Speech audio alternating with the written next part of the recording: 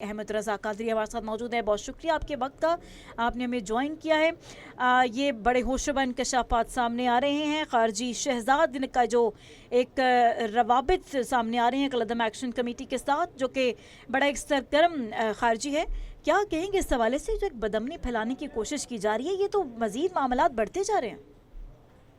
गुजारिश ये है कि ये जो कलअदम जत्था है, इसको तो रोजे अव्वल से इस खारजी की इमदाद हासिल थी। इससे कबल पिछली दफा जब चमियाटी के मकाम पर फोर्सेस पर हमला करके उन्हें शहीद और जख्मी किया गया, सरकारी इमलाक को नुकसान पहुंचाया गया, तो उन हमलों में भी इसका गिरोह शामिल था।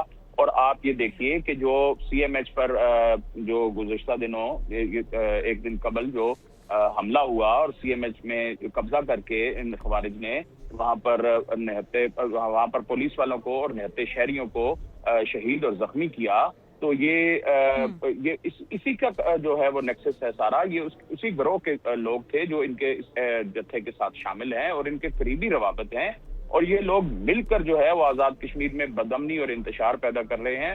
इस खारजी शहजाद के जो रवाबत हैं वो अफगानिस्तान में जो रजीम है उसके साथ हैं, किसी से ये ढके छुपे नहीं हैं। और ये आजाद कश्मीर के खित्ते में बदअमनी के लिए जो इसके इक़दामात हैं वो भी रिकॉर्ड पर मौजूद हैं, और ये शख्स बड़े पैमाने पर जो है वो मुल्क दुश्मन कार्रवाइयों में मुलविस है। और इसका इन लोगों के साथ जो गठजोड़ है अब इस लीग के जरिए सामने आ गया है, लेकिन ये सब जानने वाले सब जानते हैं कि रोजे अव्वल से ये इसका हिस्सा थे और ये मिलकर इन कार्रवाइयों में शामिल है।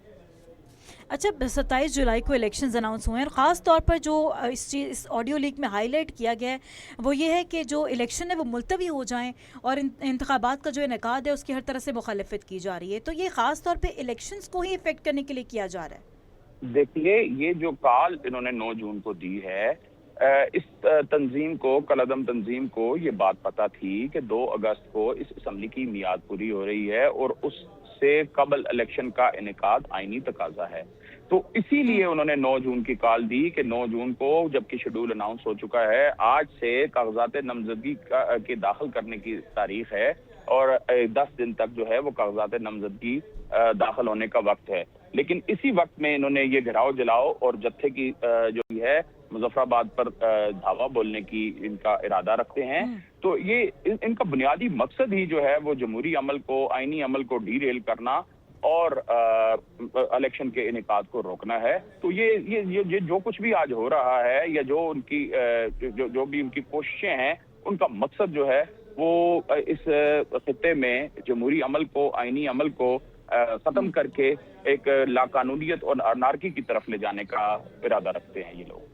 अच्छा, इस तंजीम पर पाबंदी का तो जो फैसला किया गया है ऑब्वियसली एक बड़ा दुरुस्त फैसला है, लेकिन फिर भी क्या आप समझते हैं कि इसके बाद भी किसी किस्म की कोई कार्रवाई की जा सकती है, क्योंकि ट्रस्ट तो नहीं किया जा सकता? देखिए, इनके साथ 3 दफा रियासत ने इनके सामने घुटने टेके हैं, 3 दफा इन्हें अपना बच्चा कह के रियासत ने फिर गले लगाया है। आप ये देख लीजिए कि जो सरकारी एहलकार, सिक्योरिटी फोर्सेस के जिन एहलकारों को इन्होंने शहीद किया, जिनको सैकड़ों की तादाद में अगर आप डाटा देख लीजिए तो पिछले 3 साल में ये रियासती पुलिस और इंतजामिया के मुलाजमीन को शहीद और जख्मी कर चुके हैं। इन्होंने रियासत की रिट को मट्टी में मिलाकर रख दिया है। ये बदमाशी और गुंडागर्दी पर उतरे हुए लोग हैं, और अगर फिर इनके साथ अब इस वक्त आकर अगर रियासत इनके साथ फिर मुज़ाकरात करना चाहे तो मेरे ख्याल में ये एक सही इलाह हासिल होगी। इस अफरीद को पहले ही हमने बहुत ज्यादा जो है वो सर पर चढ़ा रखा है, और ये अफरीद पहले इनके साथ मुज़ाकरात करते करते आज ये दिन देखना पड़ रहा है। काश के पहले दिन ही कानून हरकत में आता और रियासत अपनी रेट को कायम करती, लेकिन देर हो चुकी है। अभी भी अल्लाह ताला से ये दुआ है कि इस अफरीद का, इस अनार्किस्ट अनासर का जो है वो खात्मा करे, रियासत अपनी कुव्वत नाफज़ा को पूरी तरीके से इस्तेमाल करते हुए अपनी रिट को बहाल करे।